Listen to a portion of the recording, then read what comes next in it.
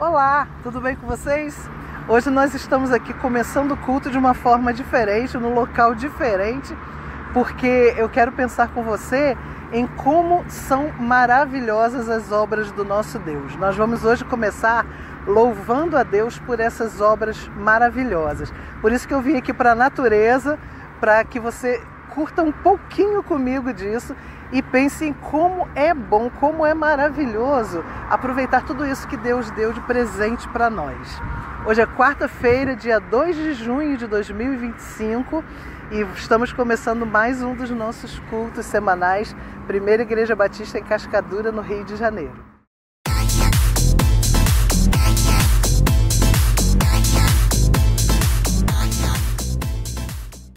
Vou ler com vocês agora um texto bíblico que fala exatamente sobre isso, sobre todas essas maravilhas, sobre como Deus nos inspira a louvá-lo por tudo isso, por tudo que Ele deu a nós. Tantas bênçãos, tantas maravilhas, tantas coisas divinas realmente que tem ao nosso redor e às vezes nós não valorizamos, nem reparamos. Vamos ler o texto bíblico comigo. Os céus declaram a glória de Deus e o firmamento anuncia a obra das suas mãos. Um dia faz declaração a outro dia e uma noite mostra sabedoria a outra noite. Não há linguagem nem fala onde não se ouça a sua voz.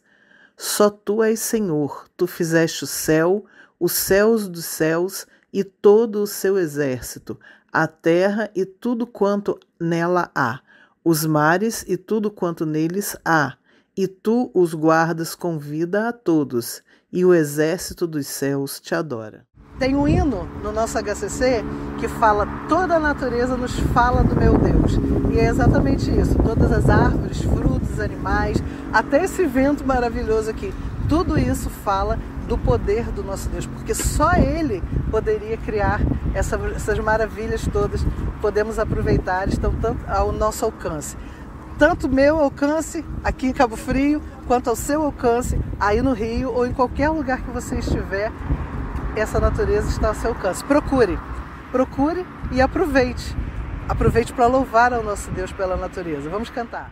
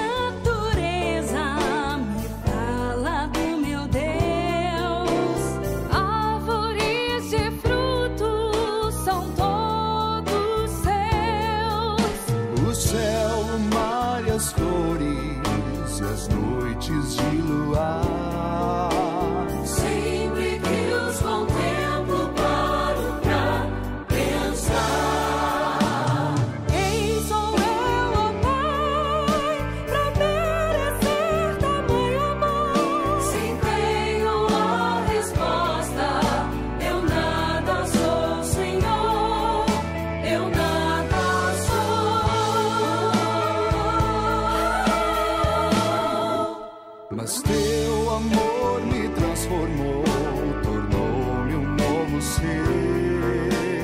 Quero estar contigo e no céu viver.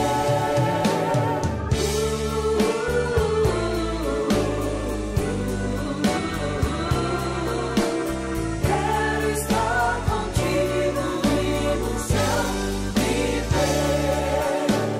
Toda natureza me fala do meu Deus. Árvores e frutos são todos seus. O céu, o mar, as flores e as noites de luar. Sempre que os contemplo, paro pra pensar. Quem sou eu, ó Pai, pra merecer tamanho amor? Sim, tenho a resposta. Eu nada sou, Senhor. Eu nada sou.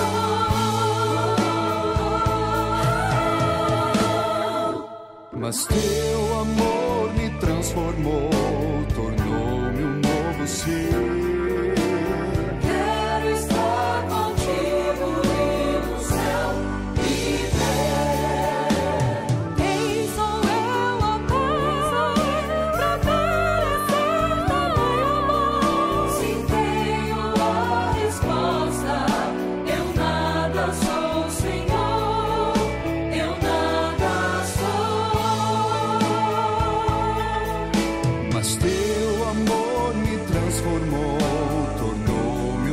você.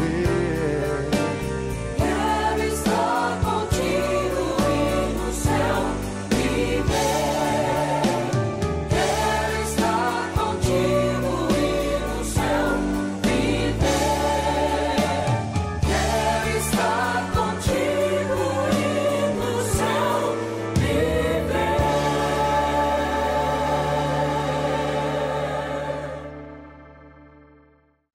Queridos irmãos, saúde e paz. Se Deus permitiu, hoje é quinta-feira, dia 3 de julho. Chegamos no segundo semestre do ano e assim vamos vivendo um dia de cada vez, segundo a graça do nosso Deus. Não deu para gravar ontem, por causa da agenda que às vezes se mistura e dependência tecnológica também. Você pode adorar o Senhor lendo a palavra do Salmo 19, que fala da criação de Deus, quando Neemias também tributa ao Senhor toda a honra e glória, porque Ele é o Criador, né? Você louvou o Senhor cantando toda a natureza. E estamos no inverno, nesse período em que a temperatura está mais baixa, em que os nossos corpos estão mais preguiçosos, tem aquela preguiçazinha boa, né? Que é sempre bom aproveitar quando a gente pode exercê-la melhor. E a gente vai aprendendo com a criação de Deus em todo o tempo e precisamos respeitar os ciclos da nossa vida. Terminamos o primeiro semestre com muito trabalho em nossa igreja, cada um dos irmãos seguindo as suas jornadas. Na nossa igreja tivemos mudanças aí, como da Rose e do Gesimar, que foram morar em Unamar, pastor Alex também, que foi atuar em outra igreja, vai casar agora esse mês de julho, graças a Deus por isso, estamos muito felizes. O Gaúcho está lá na Ilha da Trindade, numa missão, volta agora em agosto. Pastor Renato foi para o Canadá fazer doutorado, retorna em outubro ou novembro. E no ciclo das nossas vidas e histórias, nós vamos sendo Igreja de Jesus, e ela não está presa ao espaço no sentido de localidade. Nós, como Igreja de Jesus, estamos em tantos lugares. Você está me vendo agora, talvez aqui no Rio de Janeiro, na maioria de vocês, algum outro estado do Brasil, quem sabe em outro país. E os eleitos de Cristo, eles vão seguindo a sua caminhada. E na leitura de hoje, na pequena reflexão que eu quero fazer com vocês hoje, envolve a nossa salvação, a salvação pela graça do Senhor, e que nos fez ser Igreja de Cristo.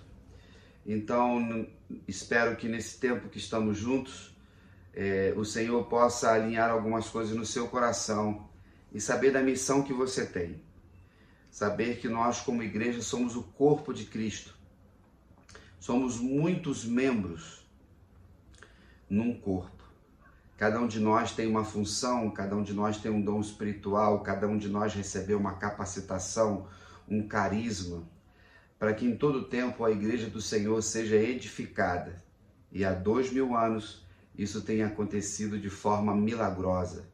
E a igreja de Jesus, a noiva de Cristo, tem militado pela terra triunfantemente, corajosamente, resilientemente, e nada nem ninguém tem parado esta igreja.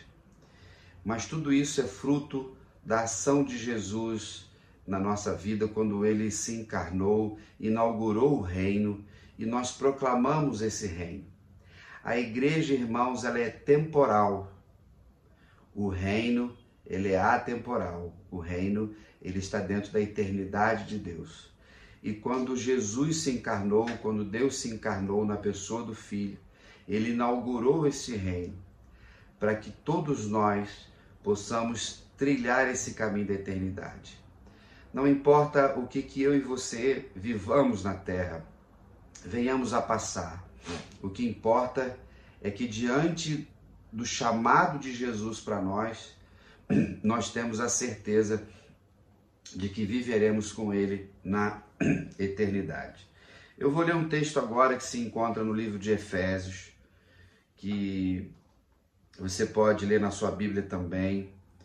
É um texto muito conhecido, Efésios capítulo 2, versículos de 1 a 10, diz assim: Ele vos deu vida, estando vós mortos nos vossos delitos e pecados, nos quais andastes outrora, segundo o curso deste mundo, segundo o príncipe da potestade do ar, do espírito que agora atua nos filhos da desobediência, entre os quais também todos nós andamos outrora, ou ontem, ou antigamente, segundo as inclinações da nossa carne, fazendo a vontade da carne e dos pensamentos, e éramos por natureza filhos da ira, como também os demais. Mas Deus, sendo rico em misericórdia, por causa do grande amor com que nos amou, e estando nós mortos em nossos delitos, nos deu vida juntamente com Cristo. Pela graça sois salvos.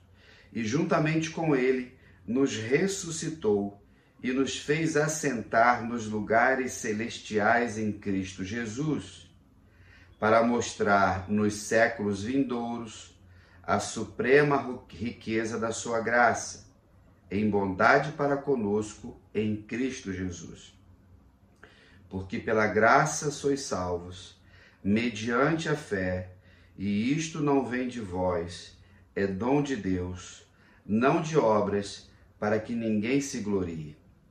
Pois somos feitura dele, criados em Cristo Jesus, para as boas obras, as quais Deus, de antemão, preparou para que andássemos nelas. Amém? Meu povo, esse texto é lindo demais. Nós, como batistas, temos a graça como uma das doutrinas principais do Evangelho. Porque sem ela, sem o favor imerecido de Deus, eu não estaria agora gravando esse vídeo e nem você assistindo ele agora, participando, mesmo que virtualmente, desse momento de adoração, desse momento de estudo bíblico, desse momento de comunhão.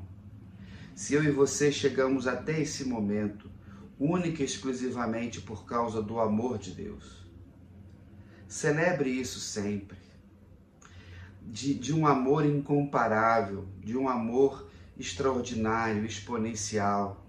E não existe adjetivos ou qualidades que possamos dar sinônimos a este amor. Não existe vocabulário suficiente, por mais que eu e você nos esforcemos a escrever, a expressar. Nunca nenhuma palavra conseguirá estabelecer um padrão pleno do amor de Deus. Então, no dia de hoje, nesta quinta-feira, nesta primeira semana de julho, que todos nós possamos entender o propósito da salvação. Diante do que lemos, o apóstolo Paulo, sempre muito cuidadoso, sempre muito zeloso, está orientando a igreja de Éfeso acerca dos ensinos da palavra. Nós sabemos que depois de Jesus, o apóstolo Paulo é o grande nome.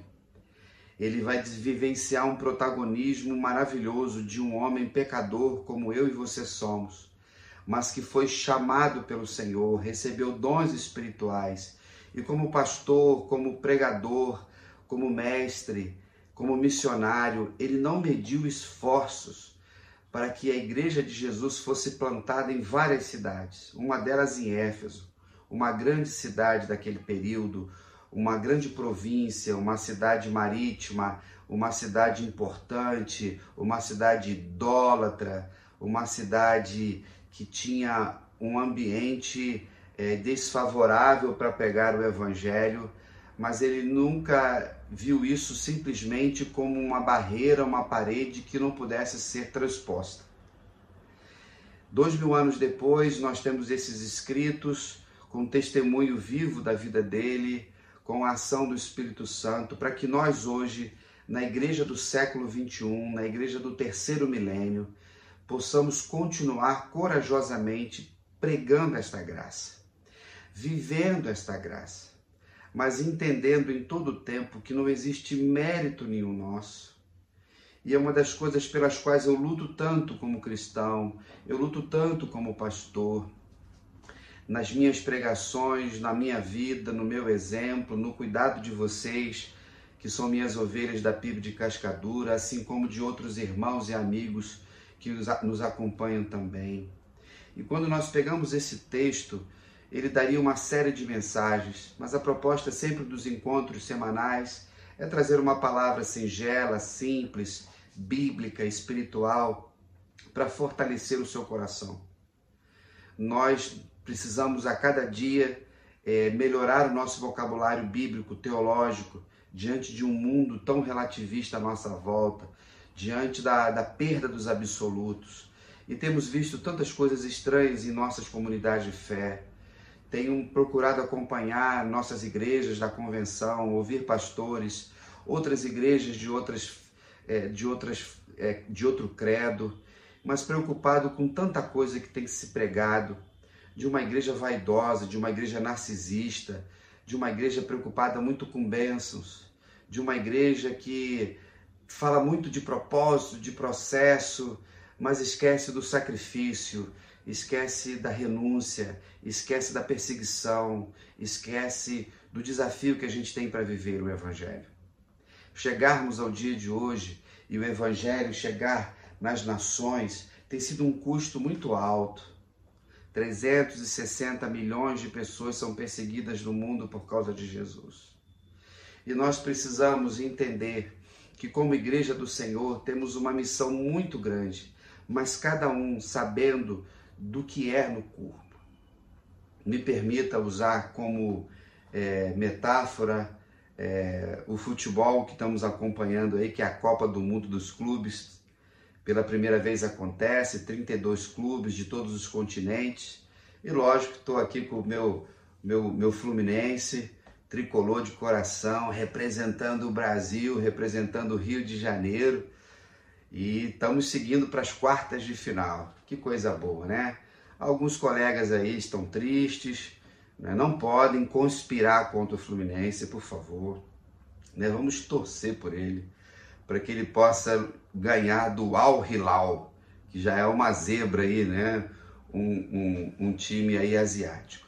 Pegando o futebol, o esporte, como ferramenta coletiva de disputas e competições, o futebol ele é o esporte que mais tem pessoas envolvidas ali na competição.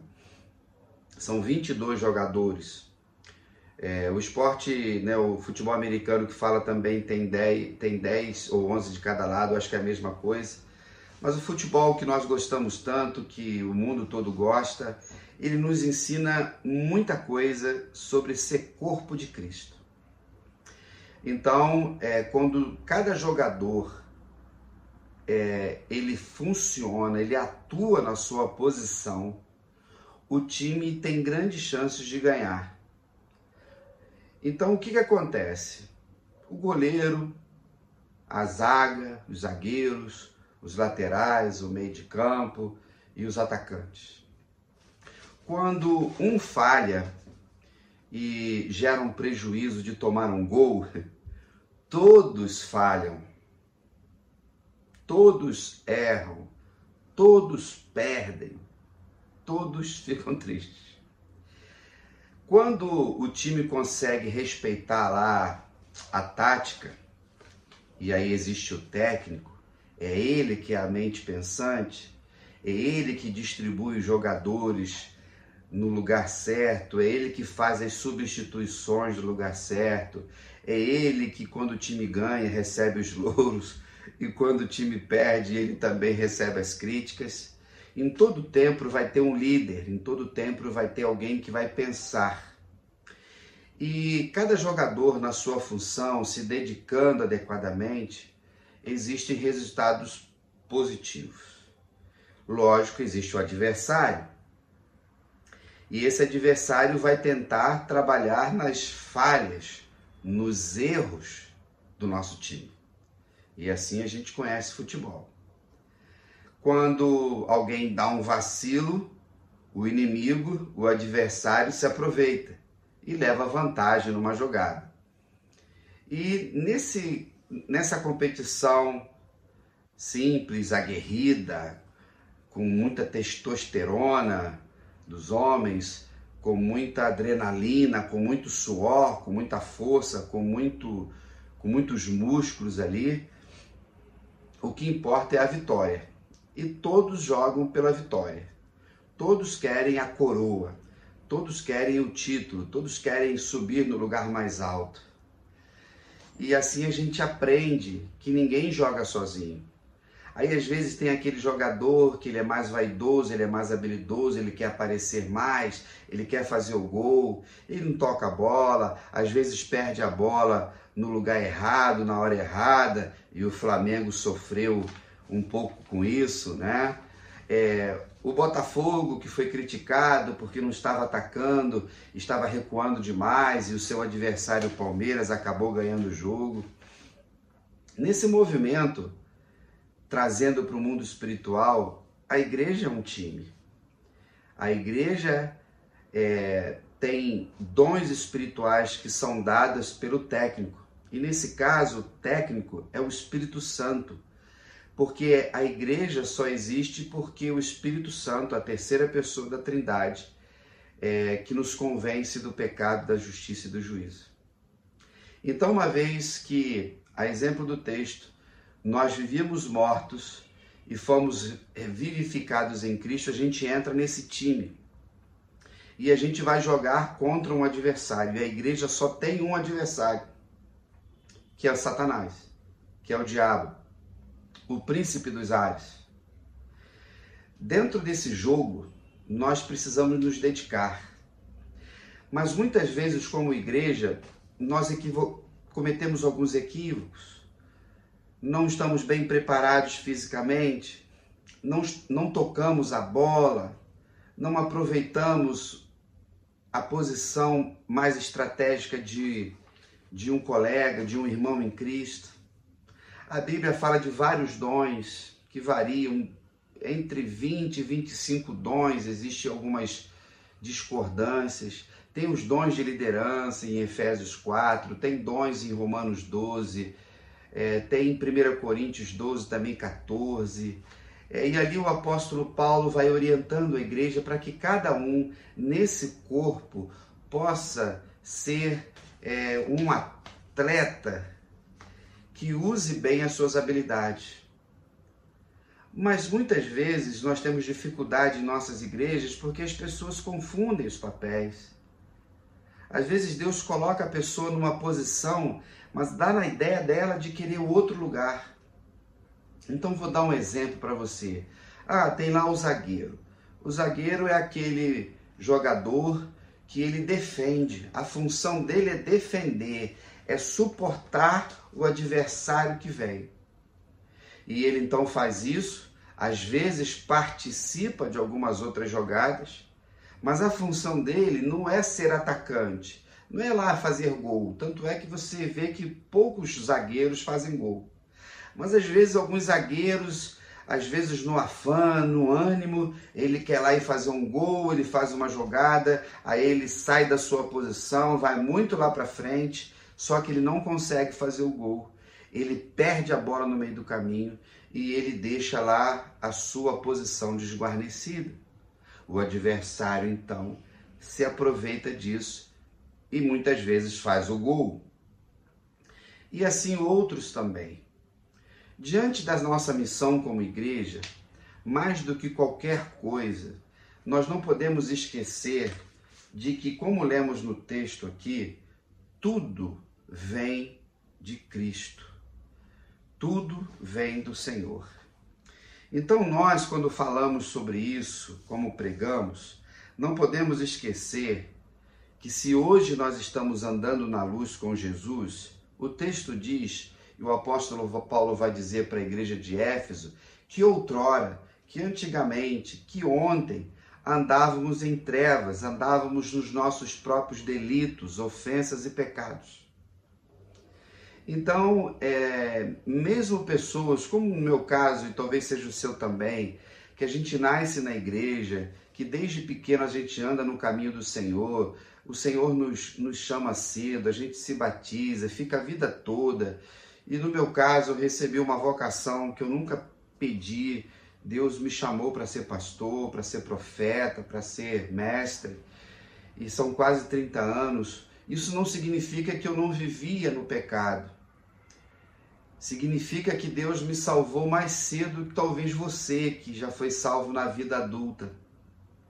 E se de repente tem alguém que está ouvindo essa mensagem que ainda não é salvo por Jesus, o convite de salvação está feito agora.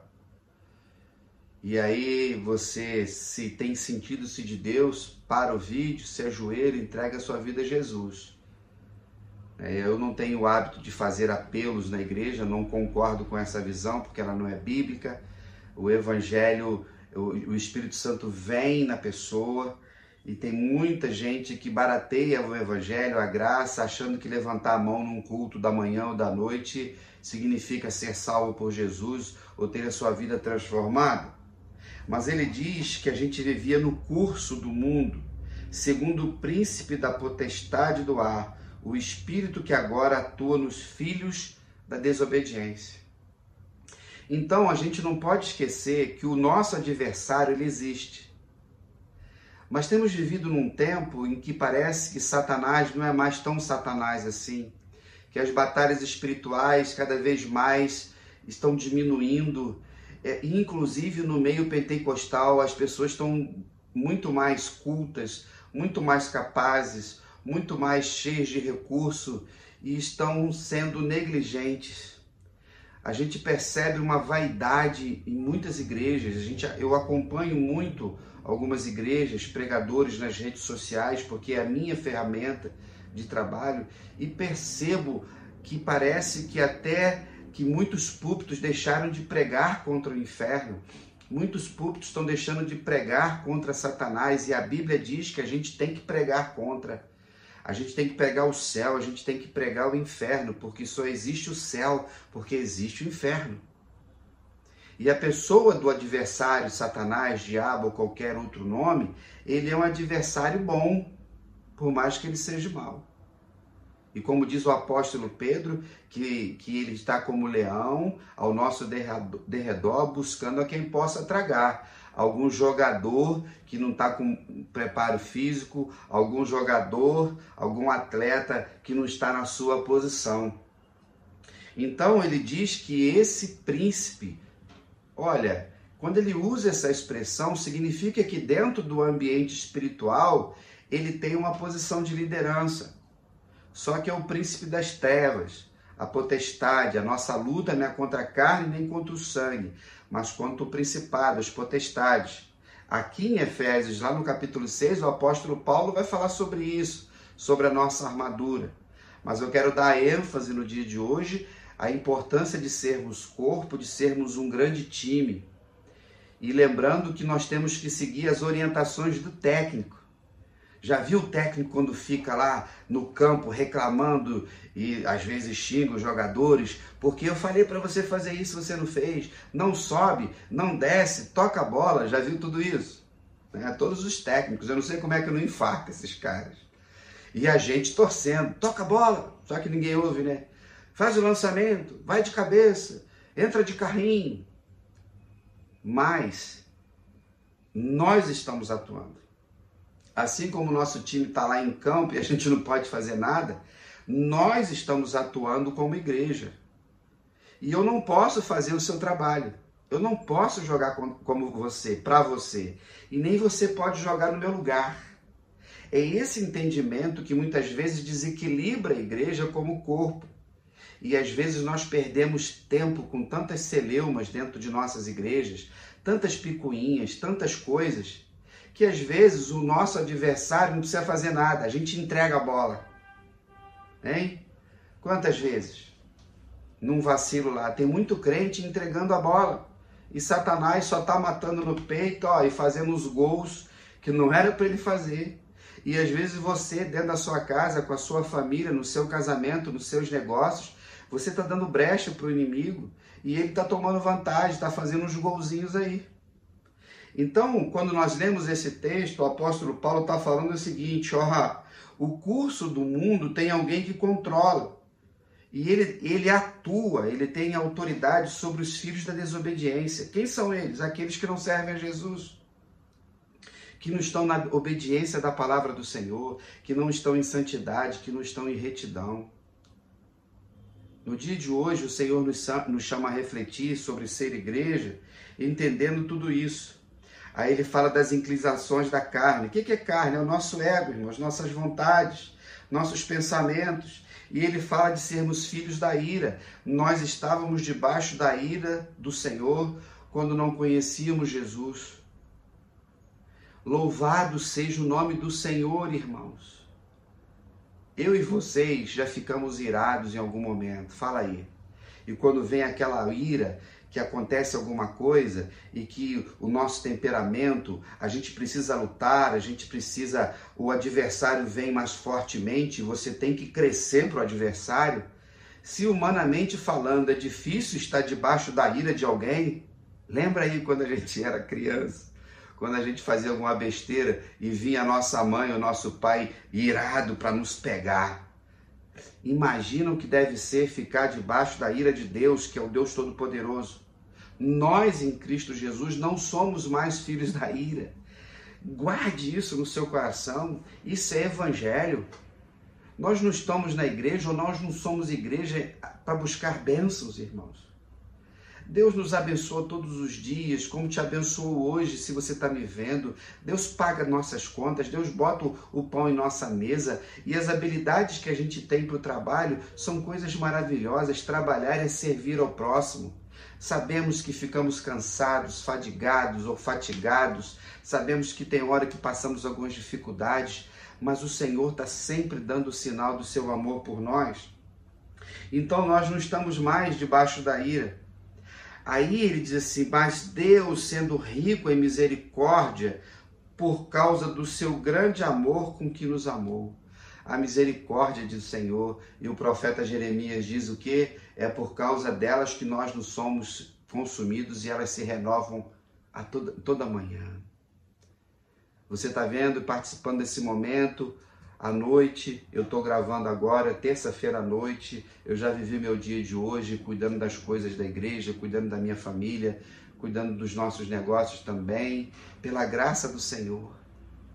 Então, essa misericórdia significa o quê? Colocar a miséria do outro no nosso coração.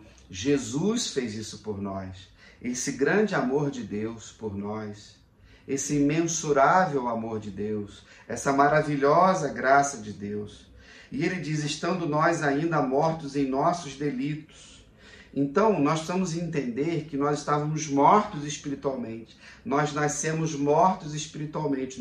Por mais que tenhamos espírito, todo mundo nasce com espírito, mas estava morto para Deus. Então nós estávamos mortos nos nossos delitos, nas nossas fraquezas, nas nossas transgressões. E ele nos deu vida abundante em Cristo. Tudo, irmãos.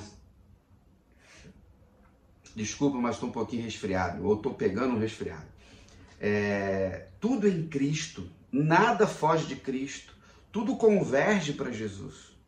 Então, como igreja de Cristo, e ele que é o dono do time, todo time tem um dono, o dono da igreja é Jesus, ele é o cabeça, ele já estabeleceu a estratégia, como a gente vai guerrear. Na igreja não tem democracia, está tudo estabelecido aqui, todas as estratégias e táticas desse jogo estão aqui. Tem uma galera que está fugindo daquilo que o Senhor estabeleceu. E aí o Espírito Santo, que é o técnico, está ali, ele vai plantando na nossa mente, no nosso coração, tudo aquilo que precisamos fazer. Então, ele aqui no versículo 5, que o Senhor nos deu vida em Cristo, aí ele diz o quê? Pela graça sois salvos. Se você crê em Cristo Jesus, você é salvo. Você não está mais debaixo da ira de Deus. Você não é mais dominado por Satanás. Fomos libertos em Cristo Jesus. Santo, santo, santo é o Senhor.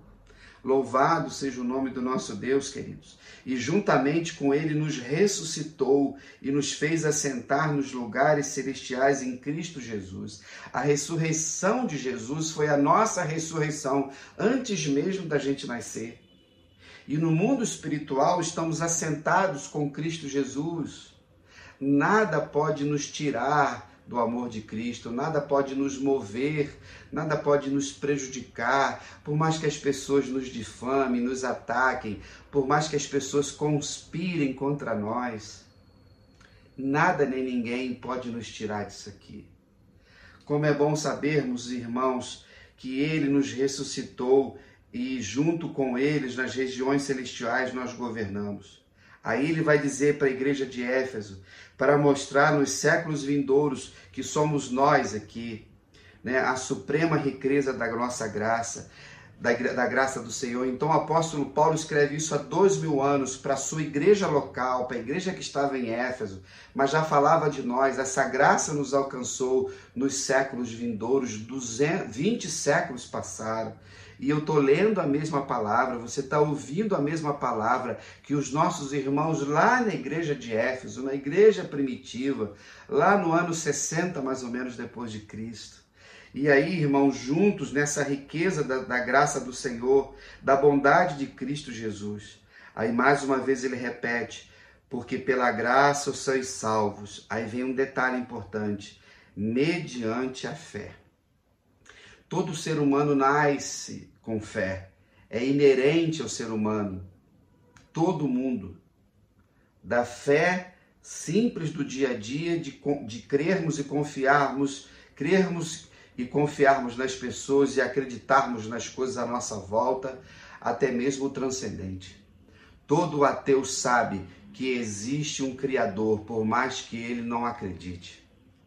E no dia de hoje, bilhões de pessoas acreditam de que existe um Deus.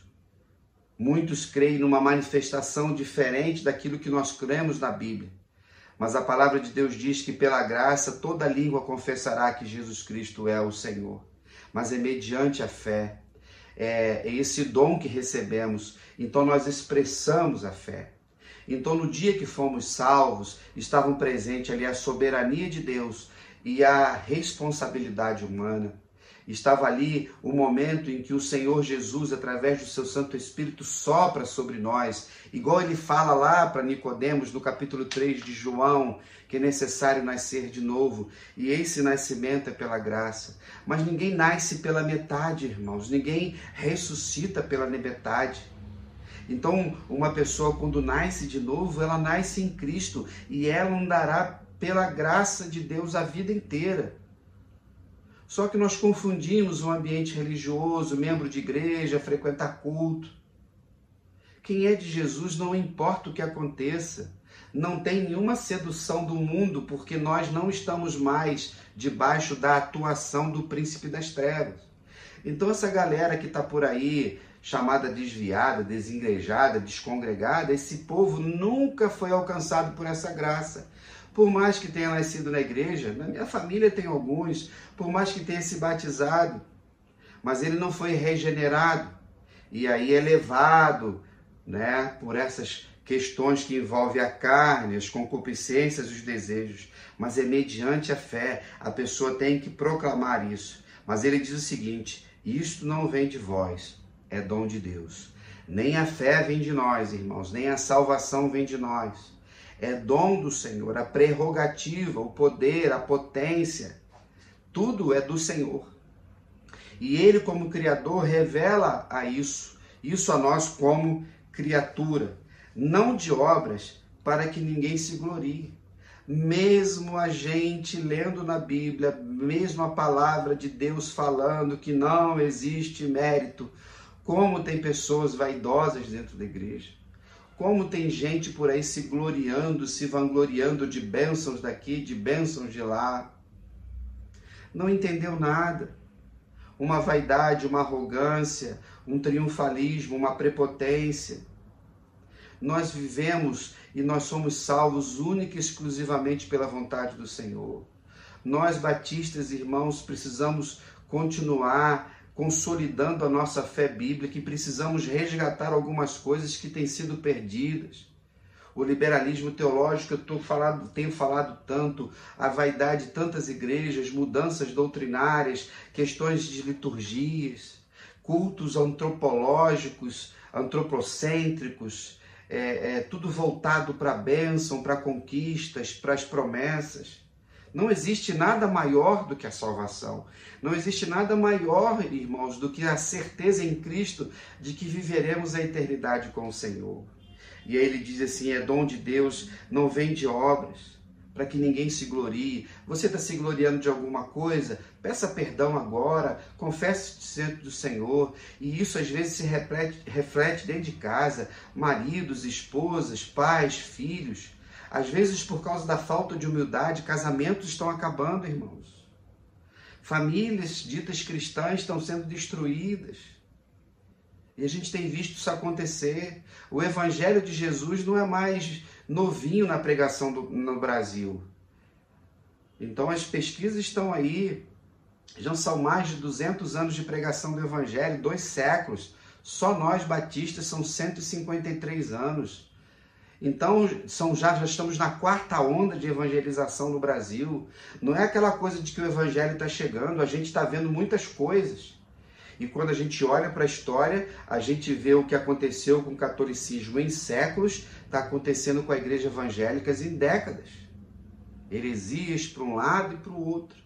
Então nós precisamos entender que não são as obras, mas tantas pessoas vaidosas, vem para a minha igreja porque aqui tem uma nova unção, vem aqui porque aqui é a terra prometida, aqui é a terra dos milagres, porque o apóstolo fulano de tal, porque a bispa não sei da onde, porque aqui o missionário ele é mais chegado para Deus, aqui acontece um negócio diferente.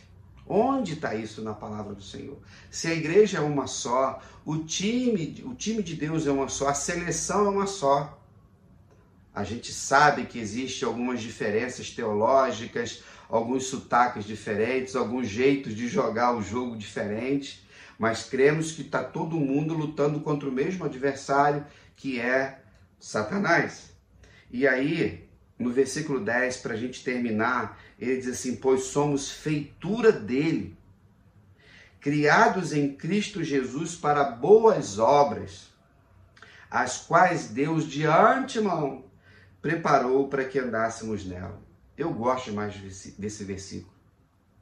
Irmãos, essas boas obras, o que eu e você fazemos diariamente, são obras que o Senhor Jesus faz em nós, através do Espírito Santo, criados em Cristo para boas obras, as quais Deus de antemão, antes de tudo acontecer, antes do haja luz, antes que tudo fosse criado, antes da fundação do mundo, é muito amor, é muito mistério, é muito sobrenatural, é algo extraordinário. Preparou para que andássemos nela. Lembre-se de uma coisa, que em todos os anos que formos viver aqui na Terra, já tem obras preparadas para a gente viver.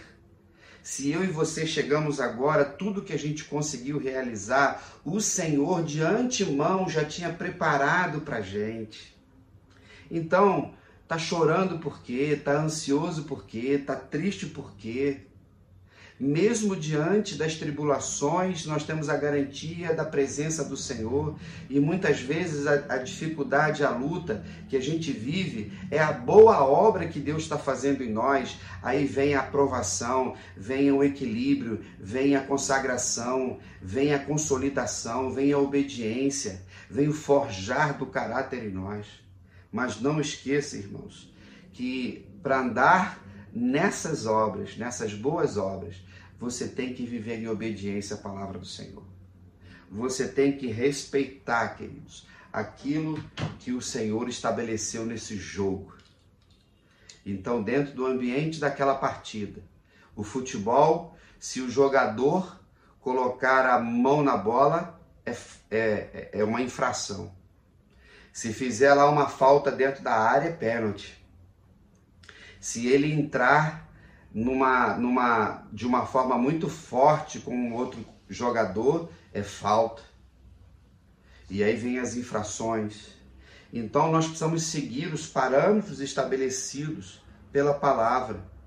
Mas tem gente aí que está entrando de carrinho em cima dos outros, são crentes brigando contra crentes, famílias se autodestruindo, pessoas se auto-sabotando, porque não quer respeitar o padrão estabelecido ali.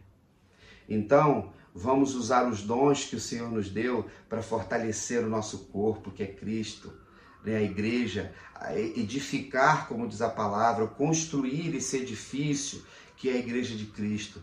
E sempre, irmãos, juntos. Ser cristão é um ato coletivo, né?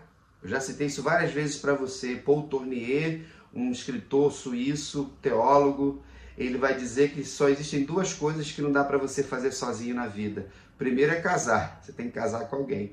E o segundo é ser cristão. Então não deixe que as lutas ou que o mundo virtual nos separe, esteja firme e forte na sua comunidade de fé. Nós lá em Cascadura temos vivido nos últimos anos um tempo tão bom de comunhão, de um time que é pequeno, né, como a maioria das nossas igrejas, 100 e poucos membros, mas todo mundo jogando, todo mundo se preparando, todo mundo cuidando da saúde física e do ambiente, de um desafio enorme para a gente ter autoridade diante de Satanás. Aí o adversário não vai ter brechas, com todo mundo jogando nas suas posições. A gente vai interceptar, irmãos, as setas de Satanás, a gente vai proteger a nossa família. Então, dentro da minha casa, eu preciso cumprir a minha função como homem, Rosana como mulher, eu como pai, ela como mãe, Gabriel e Milena como filhos, né? Milena agora casada com Felipe, seguindo a jornada dela, dentro do ambiente da nossa igreja, dentro do ambiente ético, em todas as coisas. Então, nessa noite ou nesse dia, receba essa palavra de paz, essa palavra de encorajamento para você, porque louve ao Senhor hoje pela salvação. Quando a tristeza vem às vezes no meu coração e como vai na sua, eu sempre lembro de como o amor de Deus é grande por mim. Como eu não merecia esse amor. Aí a gente começa a meditar, a gente começa a ler a Bíblia, a gente ouve louvores e aí a gente vai retomando fôlego diante da jornada que a gente tem pela frente, diante da partida que a gente ainda está jogando aqui na terra, até o dia que nós receberemos o prêmio lá da soberana vocação de Deus, a coroa da vitória, quando estaremos eternamente com Jesus. Amém, queridos? Louvado seja o nome do Senhor. Lembrando que no próximo domingo, primeiro domingo, celebraremos a ressurreição, ceia do Senhor, esteja presente, Escola Bíblica Dominical às 9h. E dia 12 teremos lá o nosso Arraiá da Família. Demos esse nome esse ano. Arraial significa um acampamento temporário com as comidas típicas da nossa cultura. Lembrando sempre que essas festas que nós temos são bíblicas, que é a festa da colheita, mas o catolicismo, né, diante daquilo que eles acreditam, eles foram colocando santos, né, em cada festa para, de uma forma pedagógica, ensinar algumas coisas às pessoas. Mas lembre-se que o Brasil é o celeiro do mundo, nós produzimos muitos alimentos, e nesse dia cada família vai levar um negocinho, uma canjica doce, uma canjiquinha, né? Vai ter milho, vai ter cachorro quente, vai ter salsichão, vai ter caldo verde, vai ter coisas doces. E aí estaremos juntos como família, tá bom? Vai ser um tempo muito bom. E para terminar, a gente vai cantar Maravilhosa Graça. Esse hino maravilhoso, né, tradicional da Inódia protestante, maravilhosa graça, e uma parte vai dizer que ela é maior do que a nossa iniquidade. E assim, queridos, vamos seguindo, um dia de cada vez, fazendo a vontade do nosso Pai. Amém? Um grande abraço, fique na paz e até lá.